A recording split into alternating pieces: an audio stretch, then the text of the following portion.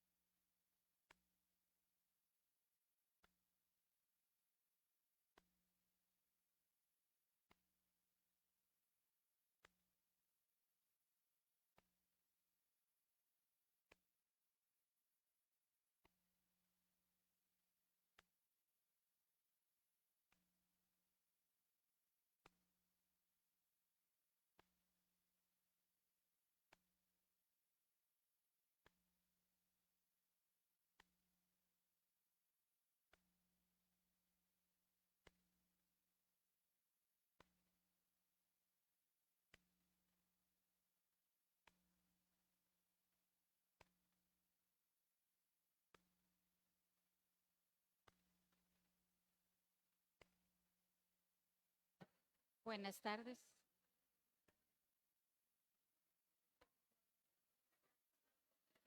Buenas tardes. Buenas tardes, señores y señoras. Vamos a iniciar la transmisión de esta actividad. Agradecemos, tomen asiento.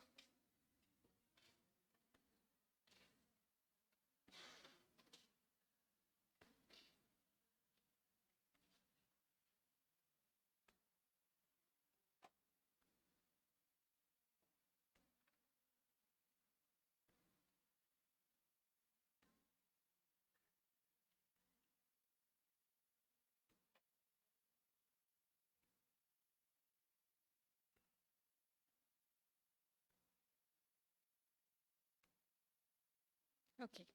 Buenas tardes, señores y señoras. La sección de educación preescolar de la Escuela de Formación Docente de la Facultad de Educación de la Universidad de Costa Rica les da la más cordial bienvenida a la conferencia denominada Infancias y Educadores, Vínculos, Responsabilidades y Desafíos en las Tareas con los más pequeños. Esta conferencia se desarrolla en el marco del proyecto ED 3017, Formación Permanente de la Persona Profesional en Educación Preescolar y Poblaciones Afines al Cuidado y Atención de la Niñez de dicha unidad académica. Realizamos esta conferencia de forma presencial en el auditorio Emma Gamboa Alvarado, en la sede Rodrigo Facio de la Universidad de Costa Rica, y además transmitimos a través de las redes sociales de la escuela o de la sección de educación preescolar y replicamos en las redes sociales de la Facultad de Educación de la UCR. Desde ahora le damos la bienvenida al público que sigue la transmisión y les abrimos el espacio para dejar sus comentarios y consultas en la web. Un cordial saludo a las personas que nos acompañan en la mesa principal. En primer lugar, queremos dar la bienvenida a la doctora Flor Jiménez Segura, decana del Sistema de Estudios de Posgrados de la Universidad de Costa Rica. También saludamos al doctor Diego Retana Alvarado, vicedecano de la Facultad de Educación. Y por supuesto, un caluroso saludo a nuestra conferencista invitada, a la licenciada Laura Edith Pitluk, académica de la Universidad de Buenos Aires, Argentina.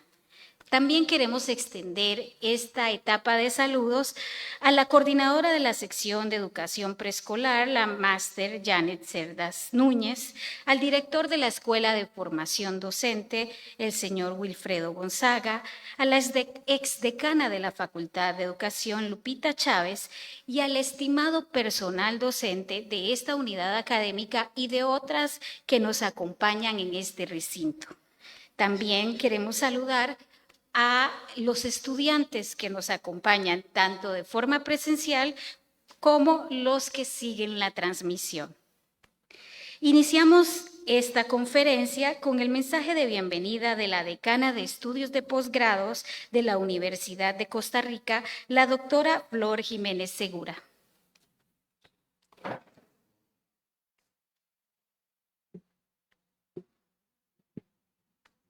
Gracias. Buenas tardes. Un gran saludo para el doctor Diego Retana Alvarado, vicedecano de la Facultad de Educación, en representación de nuestra decana, la doctora Magda Sandí.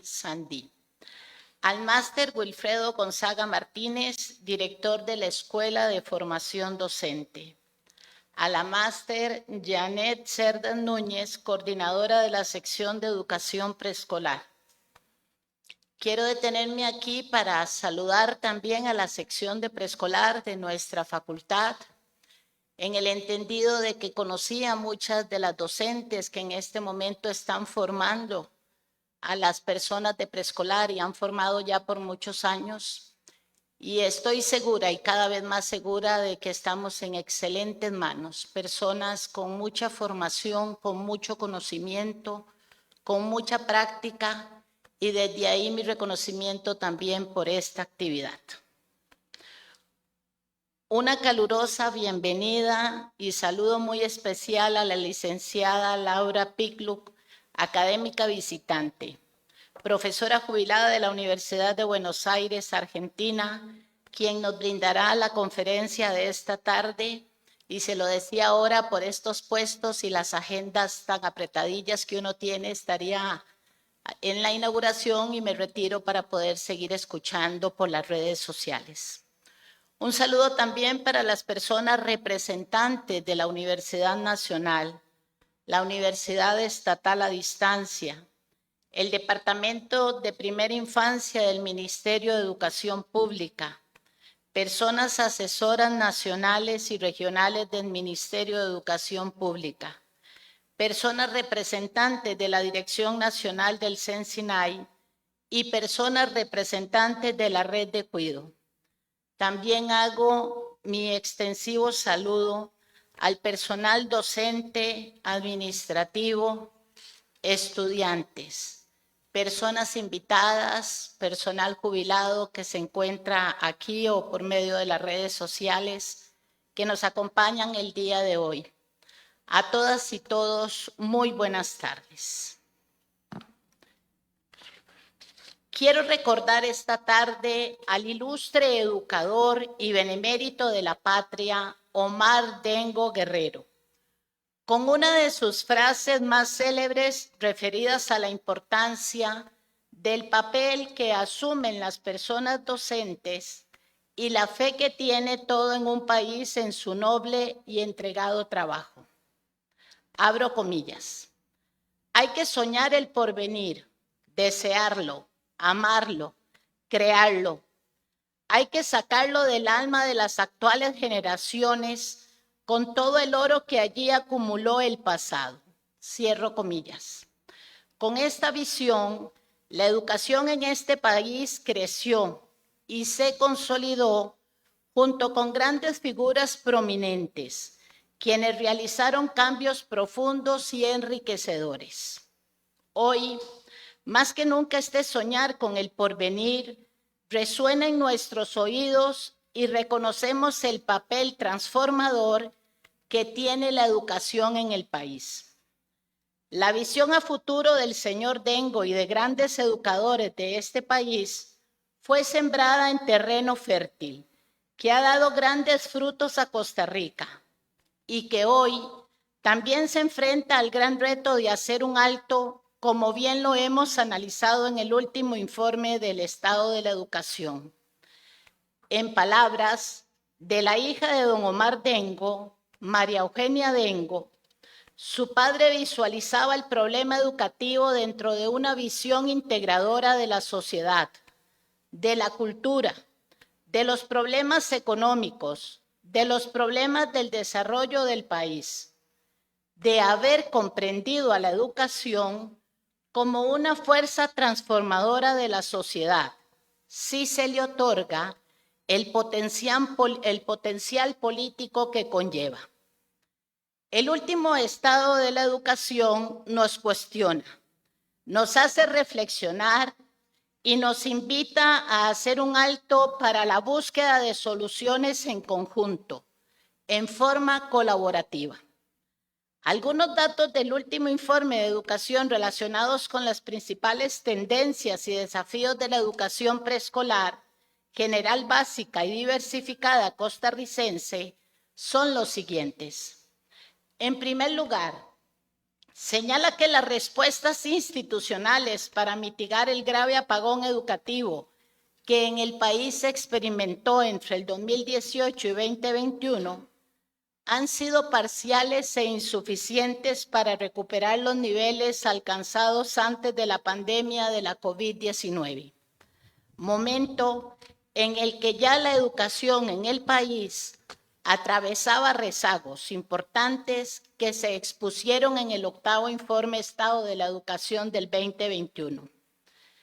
El sistema educativo en los ciclos desde preescolar hasta la educación diversificada está experimentando un retroceso en áreas estratégicas. La disminución de la inversión educativa sitúa al país en condiciones similares a 10 años atrás, lo cual ha generado una reducción de presupuestos que en última instancia afectará la cobertura pertinente y calidad educativa, particularmente en las poblaciones más vulnerables. Hay un deterioro de las oportunidades de desarrollo profesional para los docentes que afecta directamente la calidad de la enseñanza y la formación del personal educativo. El informe también plantea que la falta de compromiso mediante acuerdos nacionales y de alcance institucional compromete el avance de las aspiraciones nacionales para una escuela digna del siglo XXI. En este sentido, se requiere de acciones rápidas por parte del país. El equipo del informe del estado de la educación es enfático en la importancia de hacer cambios para mejorar el futuro y propone también recomendaciones precisas.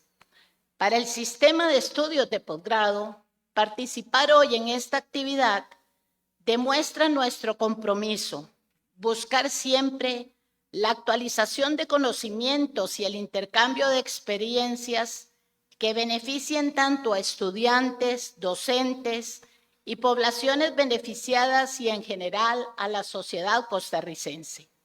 Por ello, la importancia de este espacio que nos ofrece saberes y nos invitan a la reflexión en torno a los desafíos que como sociedad debemos enfrentar para mejorar la educación de nuestra infancia, en la búsqueda de un acceso equitativo en todas las áreas de su crecimiento y formación.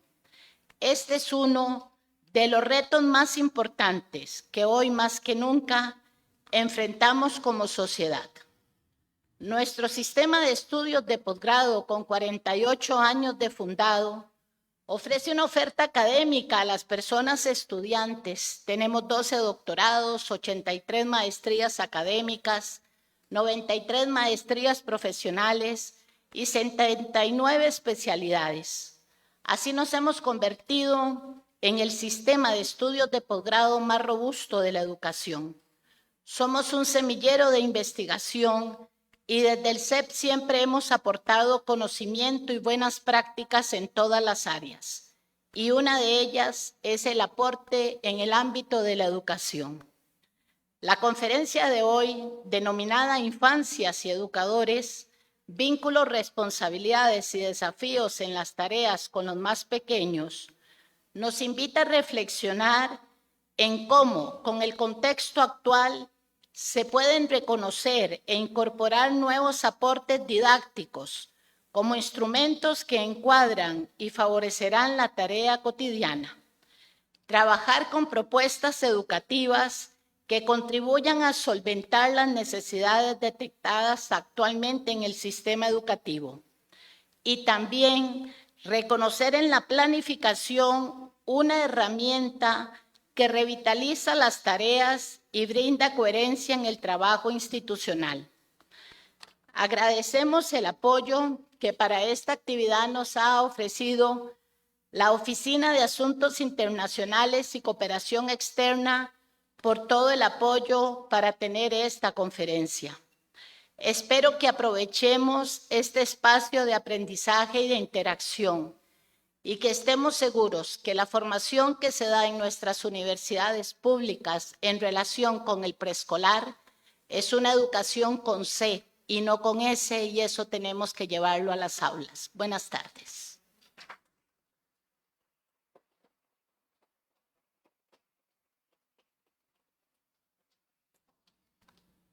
Agradecemos a la doctora Jiménez por este mensaje de bienvenida y apertura a la actividad académica que nos reúne hoy.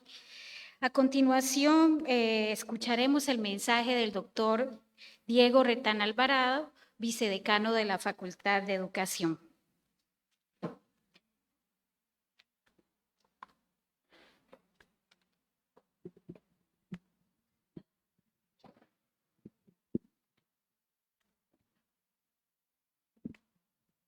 Sí, ¿verdad?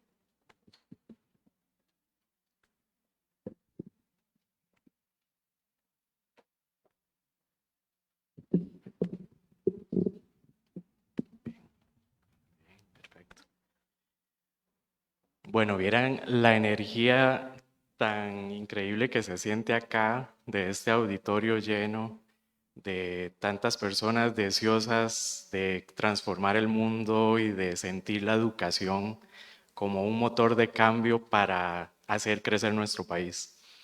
Realmente emociona y hace sentir que verdaderamente la razón de ser de esta Facultad de Educación pues es fortalecer la formación humanista, la formación ciudadana y sobre todo también hacer crecer la cultura costarricense. Quiero transmitir un saludo muy especial en esta tarde a la doctora Flor Jiménez, decana del Sistema de Estudios de Posgrado, al máster Wilfredo González Martínez, director de la Escuela de Formación Docente, a la máster Janet Cerdas, coordinadora de la sección de Educación Preescolar, a nuestra invitada internacional, la licenciada Laura Pidluck, quien es académica visitante, profesora jubilada de la Universidad de Buenos Aires, Argentina. Un saludo muy especial a las personas docentes, estudiantes de nuestra facultad, personas egresadas, público en general, y también un saludo muy especial a las profesoras jubiladas de nuestra facultad. Como bien lo ha señalado la señora decana, doña Flor, pues estamos atravesando una crisis bastante profunda a nivel educativo, quizás una de las más profundas que hemos tenido en los últimos años. Bien lo ha revelado el estado de la educación costarricense la semana anterior. Todos hemos visto cómo ha habido pues, un ataque constante al Estado Social de Derecho, a la autonomía universitaria, a las instituciones públicas del Estado. Recientemente han salido otros informes publicados donde nos señalan que efectivamente Costa Rica está dentro de esos países que tienen un retroceso de la democracia y como todos sabemos acá, pues Costa Rica, la democracia costarricense pues, ha sido un pilar fundamental para el desarrollo nacional. y por lo tanto, pues nuestra Facultad de Educación pues siempre está a la vanguardia, siempre está dispuesta y a lo largo de más de 80 años de su fundación, que coincide con la creación de la Universidad de Costa Rica, pues ha estado pendiente, colaborando, articulando acciones con el Ministerio de Educación Pública y los demás actores del sistema educativo nacional. ¿Para qué? Pues para promover el desarrollo educativo, la formación de las personas ciudadanas. A pesar de toda esa situación que los medios de comunicación pues, nos señalan, los informes del estado de la educación costarricense, yo veo aquí una gran oportunidad que nace precisamente en el corazón de todas y todos nosotros, y es poder inyectar ese gusto, ese amor, poder fortalecer la formación ciudadana de nuestros estudiantes desde los primeros niveles, fomentar los valores que han caracterizado a nuestra sociedad costarricense a lo largo de tantas décadas.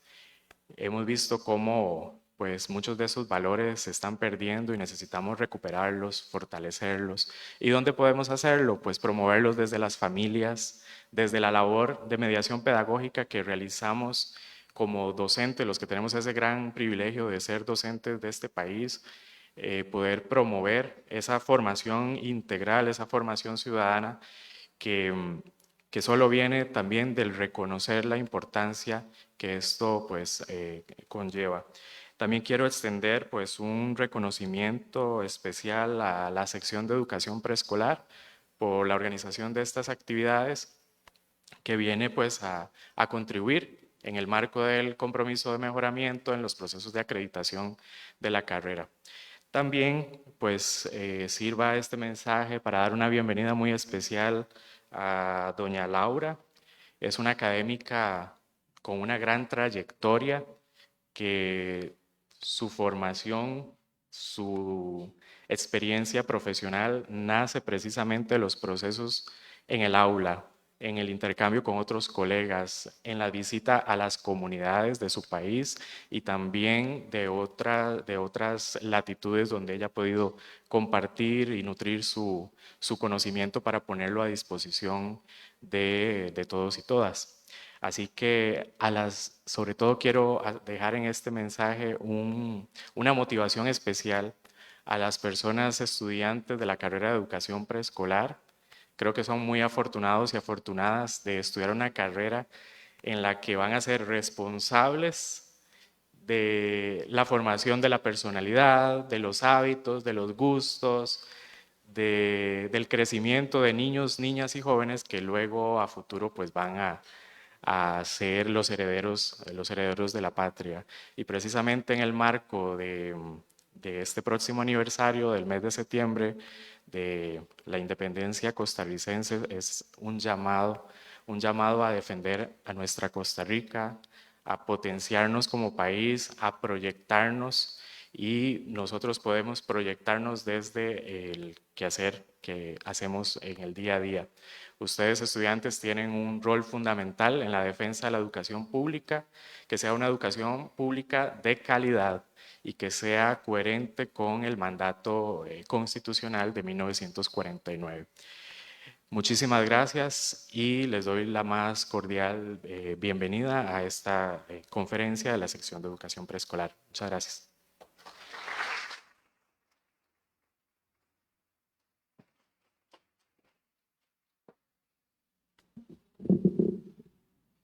Agradecemos al doctor Rectana por la bienvenida a esta conferencia y a continuación daremos inicio a este espacio académico denominado Infancias y Educadores, Vínculos, Responsabilidades y Desafíos en las Tareas con los Más Pequeños, a cargo de la licenciada Laura Edith Pitluck, a quien me permitiré presentar brevemente. La licenciada y profesora Laura Pitluck es especialista en el nivel inicial de la educación. Es profesora de educación preescolar, licenciada en Ciencias de la Educación y profesora en Ciencias de la Educación egresada de la Universidad de Buenos Aires. Es especialista en didáctica, egresada de la UBA también, y asesora de instituciones de nivel inicial.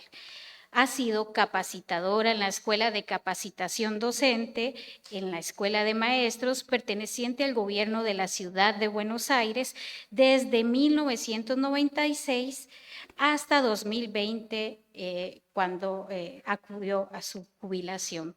Ha sido capacitadora en la Dirección de Educación Inicial, perteneciente al gobierno de la Ciudad de Buenos Aires desde el 2005 hasta el 2020. También ha trabajado o ha fungido como coordinadora del taller de construcción de las prácticas profesionales y profesora en diversas asignaturas y talleres en el Instituto Superior del Profesorado de Educación Inicial, entre comillas, SC de Eclectom, disculpen si pronuncié mal este nombre, perteneciente al gobierno de la Ciudad de Buenos Aires desde 1992 hasta el 2020. Ha trabajado como capacitadora y coordinadora de diferentes eventos, cursos y encuentros educativos en toda Argentina. Es exrectora del Instituto de Educación Superior JB Justo, perteneciente al gobierno de la Ciudad de Buenos Aires, y ha sido asesora en diversos diseños curriculares, postítulos de jardín maternal. También expositora en diversos congresos, conferencias y encuentros educativos, asesora y participante en diversos diseños curriculares y postítulos, y ha sido también autora de diversos artículos y coordinadora y coautora de una gran cantidad de libros. Le damos la bienvenida a la profesora Pitluk e invitamos a nuestros miembros de la mesa principal a acompañarnos en el auditorio para poder escuchar a nuestra visitante de esta tarde. Les recordamos que al ingreso de esta conferencia se les entregaron unos papeles con el fin de que puedan escribir sus consultas. En un rato van a pasar las profesoras de educación preescolar tomando esos papeles para poder leerla posteriormente a la presentación de nuestra invitada. Bienvenida. ¿Puedo? ¡Ay! Buenas tardes. Muchísimas gracias. Gracias a todos. Gracias, Diego. Gracias, Yanitzia. Gracias, Magali. Gracias a todos los que me convocaron y con los que compartí estos días. Ya me siento parte de la U, como dicen ustedes, y vine hace muy poco, pero ya me siento parte, recorrido, veo un montón de caras conocidas, no quiero empezar a nombrar para no olvidarme de nadie, y este recorrido continúa porque hemos organizado, gracias Yani, un recorrido con diferentes estudiantes en diferentes aulas, en diferentes jardines, como decimos en Argentina, y esta conferencia central que hemos decidido denominar Infancias y Educadores en función de los ejes que queremos desarrollar y en función de esta articulación con el enfoque educativo, las propuestas de enseñanza, la planificación, la evaluación y la idea de este nivel inicial o nivel preescolar que implica una unidad pedagógica y el inicio del recorrido por el sistema educativo. Y entonces comparte tantos aspectos y se diferencia en tantos otros porque siempre pensamos que somos parte del sistema, pero que tenemos una gran peculiaridad por las edades y las posibilidades y las adecuaciones para nuestras infancias más pequeñas.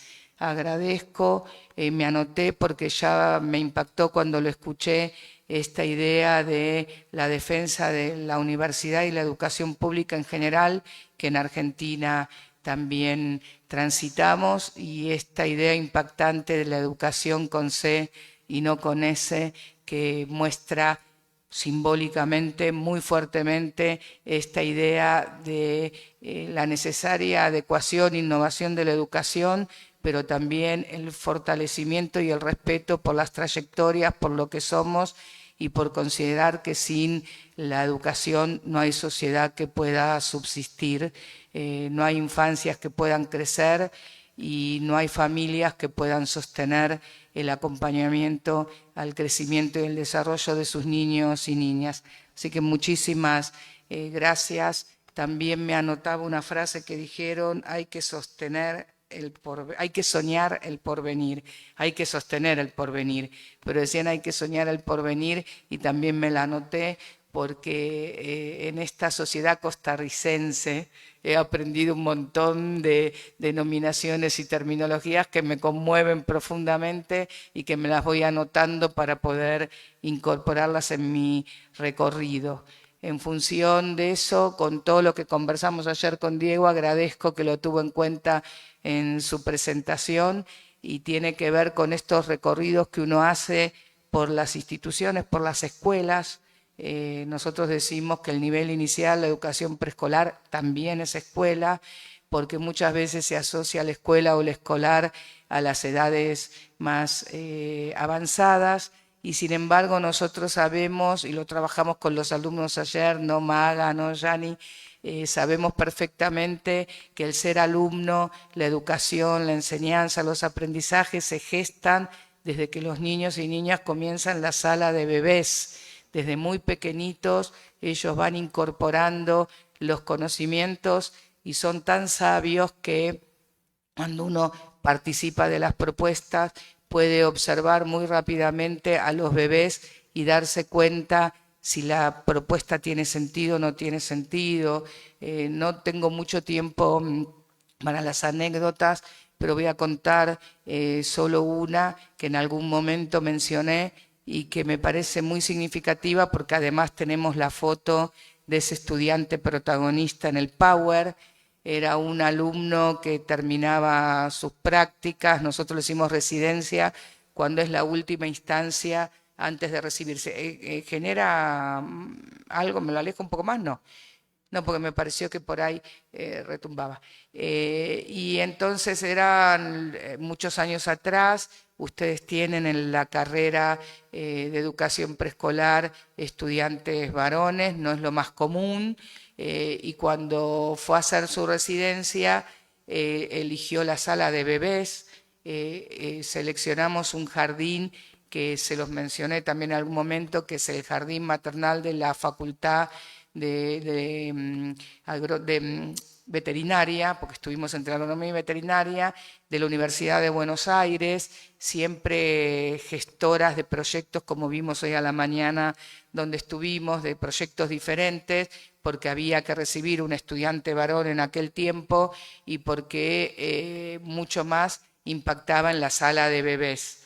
Entonces, él realizó un montón de secuencias didácticas, no voy a poder ir a muchas anécdotas que a mí me encantan y las tengo incorporadas, pero por lo menos esta como inicio, él realizó sus prácticas, realizó sus secuencias didácticas, en las propuestas con los más pequeñitos pensamos fuertemente, yo sé que ustedes tienen un nudo ahí en secuencias didácticas que se van alternando, después lo voy a retomar, y entonces él había aprendido una propuesta, no la voy a mencionar para no tener que explicitarla por una cuestión de tiempo, que estaba muy de moda y que había que desarrollarla y que se había estudiado en el Eccleston, que es Sarah C. de Eccleston, que es el profesorado más importante de educación inicial de la Argentina, público, porque pareciera por el nombre que no, pero es público, donde se gestaron todos esos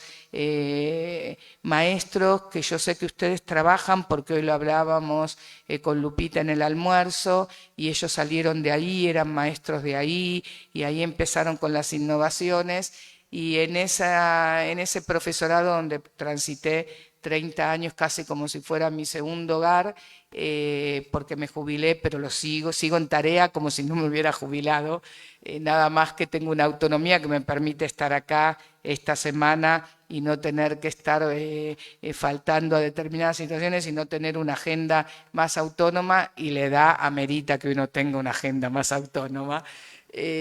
Cuando empecé en el Eccleston, entraban las profesoras más antiguas y decían, ¿pero qué es este barullo en la clase? Ay, Laura, perdón, te confundimos con una alumna. Nosotras, toda la camada de profesoras que empezamos, decimos, ojalá ahora nos dijeran, te confundimos con una alumna. Más bien no. Más bien, en todo caso, nos confunden con aquellos popes que se estaban retirando del Eccleston. Pero siempre lo decimos en chiste porque cuando nosotros comenzamos también, no solo para las infancias, sino para la formación docente, esta situación del bullicio, ¿no? De hacer actividades con dramatizaciones como ustedes hacen, de hacer el role-playing, de poder poner en movimiento, de analizar videos, de debatir, de discutir, era para aquellas épocas también una innovación, aunque gracias a Dios ahora es parte de la tarea cotidiana. Entonces mi alumno quería desarrollar esa propuesta que estaba tan de moda, la había aprendido. Yo no suelo contradecir cuando no contradice el enfoque y es educativamente y éticamente correcto lo que se va a desarrollar. No suelo contradecir porque a mí no me parece la mejor opción, porque hablando, María Marta, del abanico, te dije ayer que yo siempre hablo del abanico colorido de posibilidades que cada docente debe echar a mano, debe tener a mano ese repertorio amplio que hace que verdaderamente lo que estaba diciendo Diego recién y lo que se decía de concretar una educación oportuna para cada etapa de la vida se pueda dar, porque tenemos educadores bien formados, responsables, que saben tomar las mejores decisiones y que son protagonistas activos y jamás meros ejecutores de lo que los otros diseñan, porque conocen el contexto. ¿Esto se puede solo? No, hay que trabajar en equipo, hay que trabajar con equipos de gestión o directivos, supervisores, profesores, etcétera, etcétera. Y en esta mirada, en ese bien común, en ese entramado institucional colorido y amplio que abre las puertas a tantas posibilidades, nos tenemos que detener en la coherencia, en el encuadre y en esta idea de contextualizar sin alejarnos de aquello que se considera oportuno en determinadas etapas, porque también va cambiando la vida, la escuela va cambiando, va adecuándose y es necesario, porque si hiciéramos lo mismo que yo hacía cuando estudié como profesora de educación preescolar hace 40, no 30 más, en la década del 80, 50, no, ay, Dios mío, no, 40, 40, ya dije, no cómo, hace 40 años atrás estaríamos equivocándonos. Si nos desentendemos de la historia, también nos estamos equivocando, porque el presente se construye retomando la historia y la identidad y buscando las nuevas opciones para abrirnos a estas innovaciones pedagógicas y a este mundo actual tan complejo, tan rico y tan necesitado de la educación, con C y no con S. En este sentido, mi alumno quería desarrollar esa propuesta, era una moda de turno, y los bebés, que ahí me surgió la anécdota, la moda de turno decía que él no debía estar en la colchoneta con los bebés, trabajando como hacía siempre, con los títeres, las poesías, etcétera, sino que él se debía alejar de...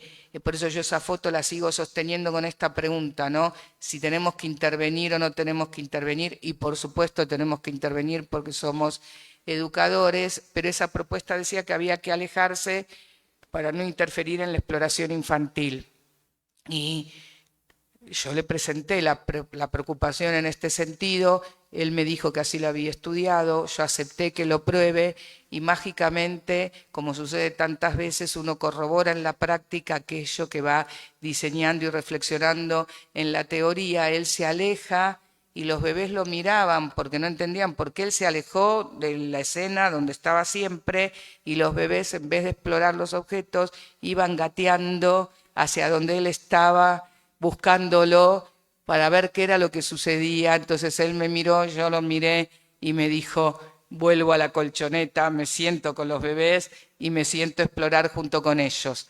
Esto me impactó y me vino a la mente recién por esto que decimos de la sabiduría inmensa de estos niños pequeños que hace tiempo, prepandemia, no es solo motivo de la pandemia, nos están pidiendo atención, cuidado, escucha, coherencia. Cuando a mí en las escuelas, cuando asesoro, me preguntan qué considero que sucede en estos momentos que está complicado el clima grupal, yo les digo siempre que para mí es la incoherencia lo que nos está complicando a los seres humanos y tan especialmente a los niños y niñas pequeñas. Hoy es blanco, mañana es negro, da lo mismo. Hoy te digo A, mañana te digo B, da lo mismo, ¿no?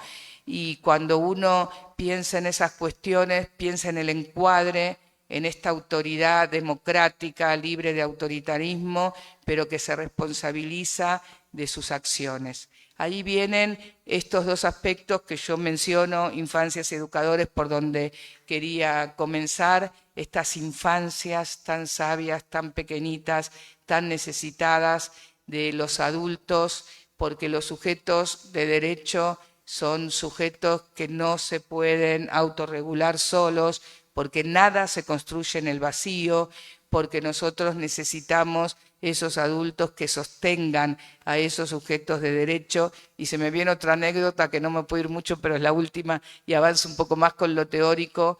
Cuando mi hija tenía 4 años, yo trabajaba sobre los derechos de las infancias y fuimos a un encuentro como cuestión laboral y ella me acompañó. Entonces a mí me impactó algo, lo cuento en alguno de los libros, y me impactó porque es algo que, fíjense que lo que estoy diciendo nos tiñe las prácticas cotidianas, no son ejemplos que van por otros carriles. Entonces les pusieron los nombres, etcétera, etcétera, y los coordinadores del programa de derechos, era un momento arduo, era la apertura democrática, lo hablamos hoy con Lupita también un montón porque ella viajó en esas épocas a la Argentina, ¿no? Y era un momento muy conmovedor porque parecía que el mundo se iba a modificar tanto, que había cosas que no nos iban a volver a suceder, etcétera. Era un momento muy optimista. Entonces, en el taller que se hacía con los niños, los que coordinaban preguntan, ¿alguien conoce alguno de sus derechos? Niños entre 3 y 6 años. Pregunta imposible de contestar, ¿no? Salvo, por eso yo pienso siempre en eso, cuántas veces preguntamos a las infancias aspectos que no tienen posibilidad de contestar, salvo que lo conozcan. Esto lo plantea Vygotsky, lo plantea Brunner, lo plantea Bárbara Rogoff, ¿no? Esa idea de cuánto saben nuestras infancias en función de lo que van viviendo cotidianamente. Entonces mi hija levantó la mano y dijo, yo. Pues claro, ella escuchaba todo el tiempo, daba clases de contenidos, bueno. Entonces levantó la mano y dijo, sí, yo tengo derecho a jugar. Entonces le dijeron, muy bien, Michelle, ese es un derecho, vos tenés derecho a jugar. ¿Alguien conoce otro derecho? Nadie contestaba nada. Ella vuelve a levantar la mano. Y entonces le dicen, ¿qué otro derecho? Y yo tengo derecho a ordenar. Y entonces le contestan, no, Michelle, ese no es un derecho. Sí, dice ella, yo tengo un derecho a jugar y mi mamá tiene el derecho a que yo ordene, ¿no? Entonces yo, 4 años, ¿no? Esa sabiduría de los niños no es porque sean mi hija, los niños cuando los escuchamos, tienen esa sabiduría, cuando miramos el video de ayer que el nene decía, yo me quedé con ganas de más. Otro que vamos a ver mañana con los profes, que un niño le dice a otro niño, pero perdóname amigo, vos ¿cómo lo lograste, no? Y tienen 4 o 5 años, tienen esa sabiduría inmensa. Los más pequeños es con la mirada, es con el cuerpo, es con la disponibilidad, ¿no? En el que se comunican gestual y corporalmente, como podemos ver esa sabiduría profundísima. Y ahí aprendí que hay una relación entre deberes y derechos que muchas veces nos olvidamos.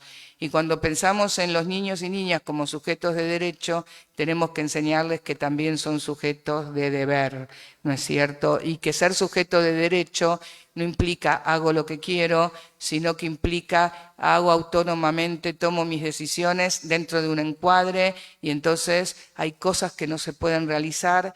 Hay cosas que en las instituciones educativas no se pueden realizar. Es muy común decir, no, en la escuela no. No, porque mi casa me deja, no, no. Bueno, en la escuela no. Entonces, esas infancias necesitan este encuadre, esta coherencia, esta escucha, esta mirada, y es constante. Basta estar en una sala para ver algún foco en ese sentido, y yo la miro y la veo con una lagrimita en los ojos y me acerco y me dice, no, es que no me dejan participar porque dicen que yo no sé pintar, ¿no es cierto? O una, no, porque yo no juego porque ella dice que va a ser la mamá y que no puede haber otra mamá. No, porque yo no puedo escribir mi nombre en el trabajo porque yo no tengo punta en el lápiz, me dice una vez una niña. Y yo le digo, ¿pero le dijiste a la seño? No, porque la seño estaba muy ocupada, ¿no? Entonces basta mirar esas escenas para ver el otro eje importante y complementario que es el de los educadores. Cuando uno piensa en estas infancias y piensa en cómo les enseña a las infancias a defender sus derechos, ¿no? Con respeto, con solidaridad, pero a no callarse frente a lo que no hay que callarse, ahí estamos haciendo de la educación pública verdaderamente un contexto que colabore en la renovación de un país, de una sociedad, de una sala, de las familias, y estamos cumpliendo nuestra función educativa primordial. Los educadores, ¿por qué yo hablo de educadores? A mí me gusta mucho la palabra maestro y me gusta mucho la palabra docente, obviamente, pero cuando hablo de educadores me refiero a maestros y docentes en sentido más amplio.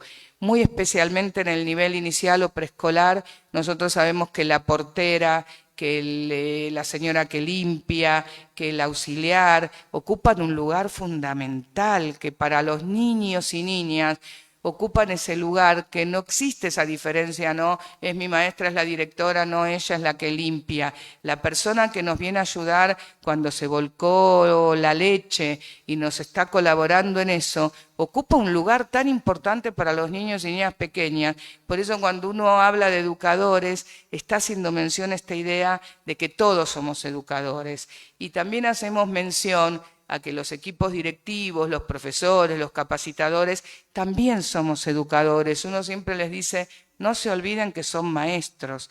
No es lo mismo ir a acompañar una práctica de un estudiante cuando uno se sigue reconociendo maestro, ir a acompañar una capacitación a un docente cuando uno se sigue reconociendo maestro, que ir a acompañar cuando uno se considera que ya está en otro escalafón, que se olvidó de su tránsito por la sala, que no puede acompañar desde la comprensión por lo que está sucediendo. Entonces todos nosotros también, incluso los supervisores, somos maestros. Todos los que estamos en el sistema educativo somos maestros.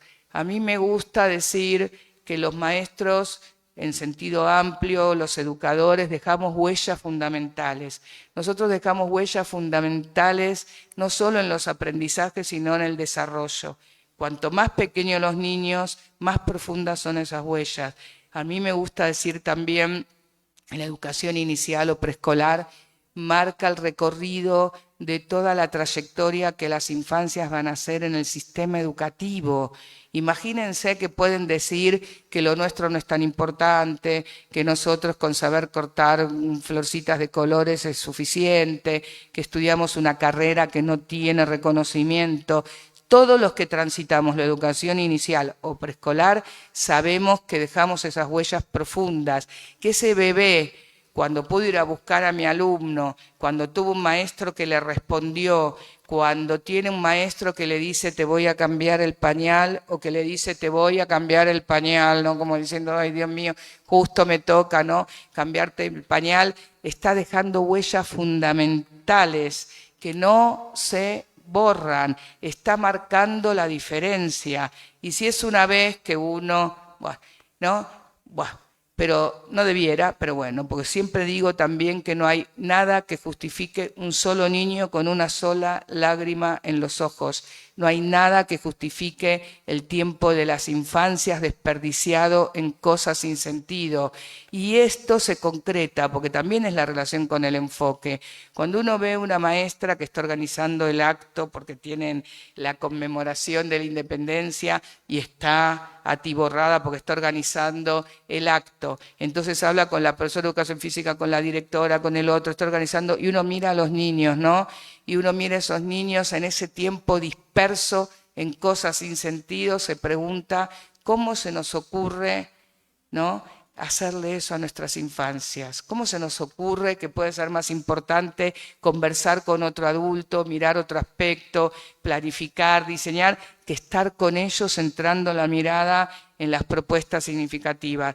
Y después viene algo que todavía lo complejiza más, que es cuando uno mira la escena y ve que los chicos están empezando, ¿no? Yo digo, uno ve que se viene la marea, que empieza en ebullición y uno los va viendo, yo intervengo porque tengo la posibilidad de intervenir, digo, chicas, los niños, la niña, ¿no? Pero no estoy, muchas veces obviamente no estoy. Aunque me encantaría tener una varita mágica y poder solucionar todos los problemas de las infancias del mundo, no, ni de los docentes. Pero cuando uno mira eso, viene eso que lo complica más, que es, pero ¿será posible que no puedan esperar 5 minutos que yo termino de hablar algo y de organizar algo? No fueron 5, no es posible y no tenemos derecho a maltratar el tiempo de las infancias en cosas sin sentido. Estos educadores tienen una gran responsabilidad. Yo les digo, a mí me gusta decir que dejamos huellas fundamentales, también me gusta decir que somos testigos participantes de los logros infantiles, porque somos testigos. ¿Cuántas cosas suceden en el preescolar, en las diferentes edades? Y uno dice, caramba, dio el primer paso, dijo la primera palabra, escribió la primera letra, etcétera. Pero somos testigos no pasivos, somos testigos participantes de los logros infantiles y nuestras actitudes y modalidades influyen en aquello que sucede y también lo sabemos. Habla algún niño y yo lo miro con cara de... Puse algunas viñetas de Tonucci en el Power porque son bien contundentes de estos aspectos, bien demostrativos porque son metafóricos, casi. A veces son un poco reales, pero son más bien metafóricos. Entonces impactan, ¿no? Y basta que nosotros miremos un niño y le digamos, dale, te esperamos, vos lo podés decir para que él pueda, y basta que nosotros miremos un niño como diciendo, bueno, dale, por favor, estamos todos esperando que puedas para que él no pueda. Tenemos una influencia absoluta, somos modelos en lo que decimos, pero mucho más en lo que hacemos, no modelos de copio. También hay una viñeta, todos somos mariposas, a ver cómo son, y todos, no. Modelos en el buen sentido de la palabra, en el sentido de que a través de nuestra mirada, de nuestras acciones, estamos formando ese sujeto. Y uno se pregunta muchas veces, ¿qué pasa con estas contradicciones? ¿Por qué todos decimos queremos sujetos participativos, pensantes, exploradores, inquietos, autónomos, pero que estén quietos en una ronda y no se muevan, ¿no? Para que no se arme demasiado bullicio en la sala, ¿no? ¿Qué nos pasa con esa contradicción? ¿Cómo podemos nosotros salir de esa falsa oposición entre la teoría y la práctica, donde realmente aquello que pensamos se concrete en lo cotidiano? Y como les digo también siempre, nunca solos, siempre con los otros. Nunca contra los otros, siempre junto a los otros, pensando, buscando opciones, buscando alternativas en ese colorido abanico de posibilidades educativas que tenemos en nuestras manos. Infancias, educadores, tercer punto, propuestas significativas.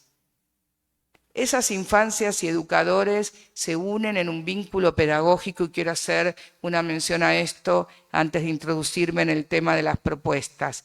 Ese vínculo pedagógico, profesional, profundo, de un profundo amor que no se confunde con el amor familiar.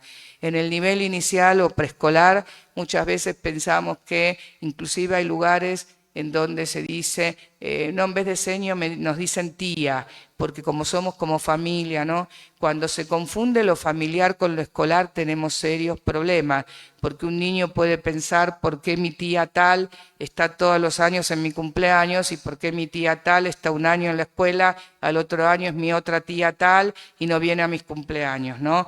Entonces, esas mezcolanzas que nosotros hacemos, esas mezclas que también son parte de los desafíos de la educación inicial. No nos mimetizamos con las edades de nuestros alumnos y alumnas y no confundimos los vínculos. Los vínculos son profundos, de un profundo aspecto, de una profundidad inmensa y hermosa, pero profesionales y no se mezcla con lo familiar. Estos vínculos pedagógicos que se concretan en cada acción y en cada decisión es lo que yo les decía, cómo miro a un alumno, cómo me refiero a él, etcétera, marca una diferencia fundamental. Estos vínculos pedagógicos son de una importancia tan intensa, ¿no? Y uno lo ve porque uno los encuentra, ¿no? Yo me encuentro el otro día con un alumno de sala de 2 que lleva a su hija al jardín donde llevamos a mis nietos, entonces nos vemos en la puerta. La madre de él tenía un impacto conmigo muy particular, me amaba, me ama, porque ahora nos reencontramos, porque el niño no se quedaba si no era upa mío, porque no se sacaba la foto si no era upa mío, etc. Me lo encuentro grande con su hija, me encuentro la madre, nos abrazamos, entonces uno se da cuenta de que esas huellas nunca se borran y que uno nunca pasa al olvido cuando es un educador comprometido, nunca. Entonces, desde esta mirada, ese vínculo afectivo, ese vínculo profesional intenso, ese vínculo que sostiene, que marca la diferencia en la formación, en el desarrollo y en las posibilidades infantiles y también familiares. Ahora sí, las propuestas de enseñanza. En coherencia con esto, nosotros tenemos como la histórica triada, a mí me gusta decir infancias, educadores, me da lo mismo donde está, infancias, educadores, y propuestas con sentido, propuestas significativas que apuestan a la enseñanza de saberes importantes para cada etapa de la vida. Nosotros tenemos como función, como institución educativa, todos, el nivel preescolar, el nivel inicial, es parte del sistema educativo, obviamente, desde los más pequeñitos, esta unidad pedagógica de 0 a 3, y como ustedes lo tienen organizado, con todo lo que es preescolar, transición, etcétera, etcétera. Nosotros sabemos que somos parte del sistema educativo y que como parte del sistema nuestra función es la enseñanza. La razón de ser de la escuela es la enseñanza y la razón de ser de la enseñanza es fortalecer los aprendizajes.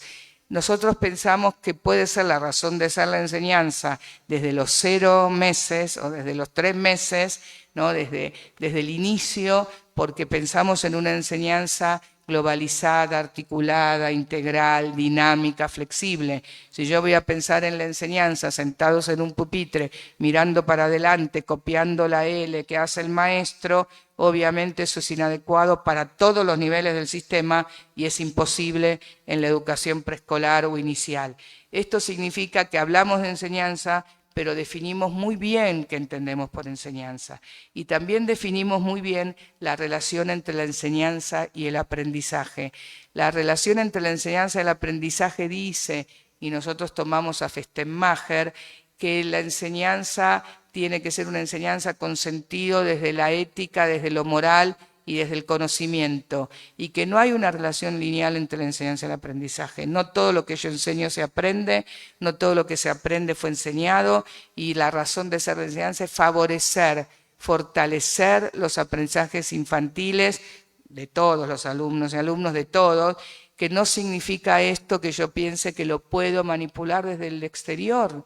Todavía no aprendimos que no se manipulan los procesos personales desde el exterior, de ninguna forma, ni aunque yo repita 500 veces. Buscamos el color amarillo en la sala, buscamos el color amarillo en la sala, buscamos el color amarillo, pintamos con color amarillo, pintamos con color amarillo. Cuando termina todo eso de memoria, un niño puede decir, este es el color amarillo, pero no realizó un aprendizaje significativo bajo ningún punto de vista.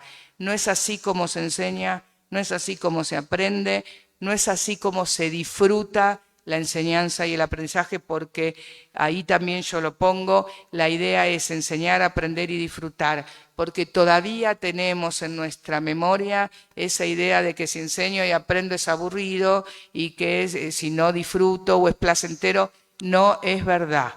Es la hora, ¿no? Ay, pero ya ni me lo digas.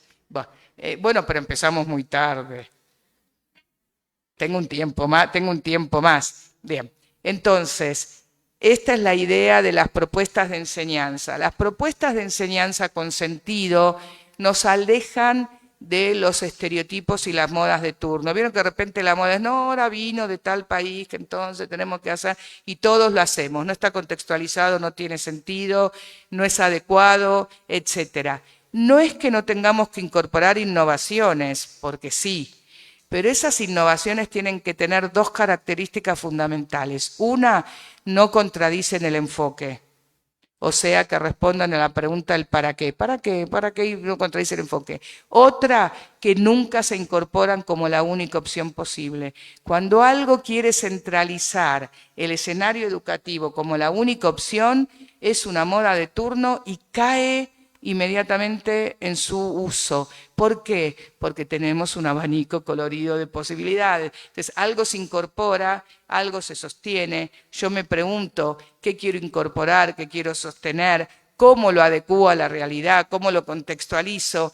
Pero lo único que tenemos en el centro del escenario educativo son las infancias, los educadores y las propuestas con sentido. Y las propuestas con sentido nunca son una sola, porque nadie puede decir desde ningún lugar qué pueden hacer los docentes o maestros en cada una de las instituciones educativas de una región, porque desconocen el contexto, el grupo, el proyecto.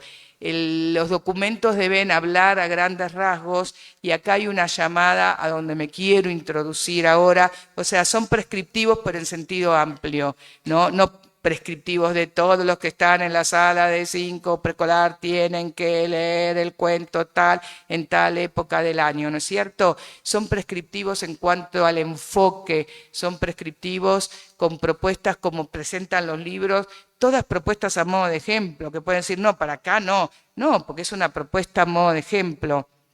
Y siempre es un llamado a los maestros a decirles que pueden tomar, desmenuzar, tomar una planificación, otro, un ejemplo, otro, una propuesta, otro, y que siempre duden de aquello que se instala o se quiere instalar como la única posibilidad, porque no hay únicas posibilidades y lo sabemos. Entonces, viene una propuesta, la incorporo, la contextualizo, la modifico, la adecuo, etcétera, etcétera, y nunca la ubico como la única opción posible.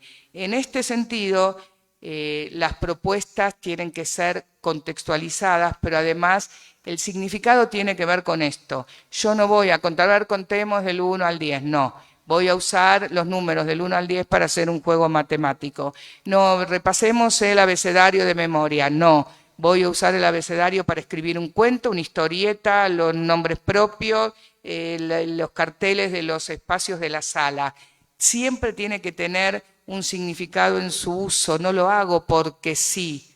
Y todos nosotros sabemos que cuando uno lo hace porque sí, complica un montón, ¿no? Que cuando uno aprende algo que le es difícil, pero que le ubique el sentido, se lo puede apropiar. Y no queremos aprendizajes por repetición, queremos aprendizajes significativos. Y eso, y habrán estudiado a Ausubel un montón, tiene que ver con estas relaciones y estas interrelaciones. No quiero ir a definiciones por el tiempo, la veo a Yani ahí, digo, me tengo que apurar, pero tiene que ver con esta, y en las preguntas lo podemos tomar, tiene que ver con estas ideas de apropiarse significativamente de algunos aspectos que uno pueda transferir, que uno pueda utilizar, que uno pueda modificar, y nunca es ni lineal en compartimentos estancos, lo decían hoy, y nunca es por repetición, porque el perro de Pavlov aprendió por repetición a generarse o a que le generen un reflejo condicionado.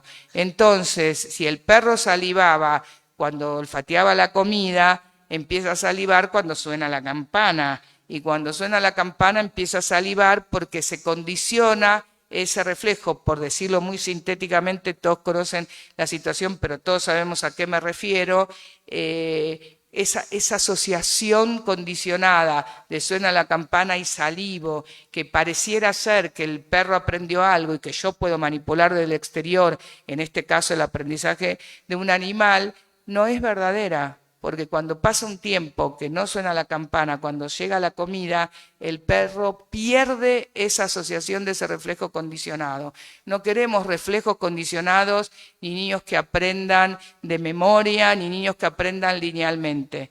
Yo no puedo contar ejemplos, pero sin ejemplos siento que no se entiende. Venía en un vuelo y venía una pareja muy joven con un niñito de 1 año. Entonces, el niñito de 1 año, ¿qué quería hacer? Deambular por el avión, ¿no es cierto? Obviamente. Entonces la pareja estaba como desesperada. Entonces de repente yo miro, claro, como por mi pierna voy adelante, iba adelante con ellos, yo miro y la supuesta madre, supuse yo que era la madre en mi estereotipo, por ahí no era la madre, era la tía, era no sé quién era, ¿no? Lo mira, empieza a aguardar, a aguardar. Entonces el nene se queda quieto. Entonces yo miro la escena y digo, ay Dios mío, este niño va al jardín maternal. No sé si aprendió muchas cosas, pero aprendió el reflejo condicionado de el aguardar es, hay que guardar. Entonces me pasé todo el vuelo, yo que detesto los estereotipos, del nivel inicial escuchando, aguardar, aguardar, aguardar. Entonces aguardar, aguardar, aguardar, aguardar, aguardar, aguardar, aguardar, aguardar. El niño no sabía por qué, pero él sabía que tenía que frenar. Le resultó a la madre, al niño, a nadie, ¿no es cierto? Porque los reflejos condicionados no enseñan. Yo bajé de ese vuelo, iba a dar capacitación y dije, bueno, Laura, no sé, por ahí estás pidiendo demasiado, ¿no es cierto? Pero no, porque la vida siempre tiene sus compensaciones. Entonces en otro vuelo, un poco más adelante, me encuentro con otra pareja, que supuse que eran los padres, no lo sé, y una deambuladora. Por ahí me escucharon el ejemplo, porque lo cuento muchas veces, pero venía justo al caso, y la deambuladora que quería hacer, deambular. Como es lógico, ¿no? Porque a veces me pregunto yo, ¿qué esperamos de los niños pequeños? ¿Qué esperamos? ¿Que el deambulador no deambule? ¿Que el bebé no quiera upa? ¿Que el de 2 no confronte? ¿Qué esperamos de los niños pequeños? Bien, entonces yo veo la escena y veo que la madre saca un títere y empieza a jugar con el títere. El padre, creo que era el padre, lo digo así para decirlo más sencillo, le dice una poesía, la madre canta una canción. Entonces yo miro la escena y digo, o los padres son artistas o maestros, o va a un muy buen jardín maternal, que tiene un amplio y rico repertorio que lo comparte con sus familias, ¿no? Entonces digo, caramba, que sí es posible, que sí es posible. Los estereotipos, las recompensas y castigos, las respuestas únicas nos llevan a ese niño que no sabía por qué, pero sabía que el aguardar implicaba que se tenía que quedar quieto. Tenemos que ser muy cuidadosos de las repeticiones lineales, de la imposibilidad de modificar el repertorio y ampliar, y de las propuestas que no estén contextualizadas, como decíamos, escribo porque necesito poner mi nombre en mi trabajo, escribo porque necesito carteles en mi sala, cada uno escribe como puede y yo como docente soy adulto mediador de la palabra oral y de la palabra escrita más adelante. Esas propuestas que implican que yo me fijo muy bien que no voy a poner una lámina de Sarah Kay o de Mini en la sala, que voy a poner la reproducción de un pintor, que voy a poner una lámina que realmente implique la enseñanza, como mencionaban, de la cultura. Me voy a apurar, Yani, porque quiero sintetizar un poco con el Power. Podemos pasar igual algunas diapositivas, depende de la hora, pero lo que quiero decir con esto es, además de lo que venimos diciendo, introducirme, como les decía, en la planificación. La planificación es una herramienta fundamental para la tarea educativa, para todos, para todos. No hay únicas modalidades, pero hay requisitos que uno debe cumplir. Y en esos requisitos que uno debe cumplir, yo escuchaba cuando leían el proyecto, por supuesto reconocía mis palabras, uno dice, caramba, que no estamos acá porque dijimos un día, ay, qué lindo, ¿no? Sino porque trabajamos un montón, con ya hicimos el proyecto, pusimos objetivos, pusimos contenido, pusimos estrategias, pusimos bibliografía, pusimos el recorrido que íbamos a desarrollar, ¿no? Todos debemos planificar porque la improvisación cae en el vacío y todos debemos planificar porque si no anticipamos las propuestas en la complejidad de la práctica hay decisiones que no podemos tomar. Si yo les digo a ustedes, bueno, a ver, cada uno de ustedes realice una propuesta para una sala de 4, ¿ustedes a qué van a apelar sin haber planificado? A la que más conocen, a la que mejor les salió, a la que más resultados obtuvo. La no planificación, la improvisación implica estereotipo, reiteración sin sentido, implica volver a lo mismo, implica la inercia educativa y no la creatividad y la innovación educativa.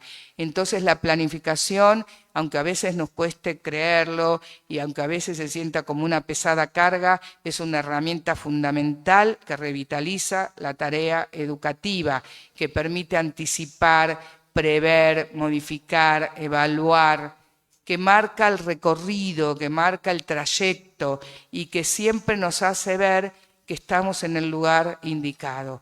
La pregunta del para qué, como yo les decía, ese para qué, esa fundamentación que ustedes trabajan en la U, ¿no? Relacionada con el por qué, porque el para qué es la intencionalidad y el por qué es la fundamentación, relacionada con el qué, que tiene que ver con aquello que voy a enseñar, los contenidos son la organización escolar del conocimiento y las instituciones debemos trabajar esa organización, trabajar esos contenidos con dos aspectos a considerar. Los organizo porque tengo que saber que estoy abordando, como se mencionaba, todas las áreas, todo lo que es necesario trabajar, pero los articulo porque si los trabajo por separado, no estoy plasmando ni enseñanza ni aprendizaje con sentido.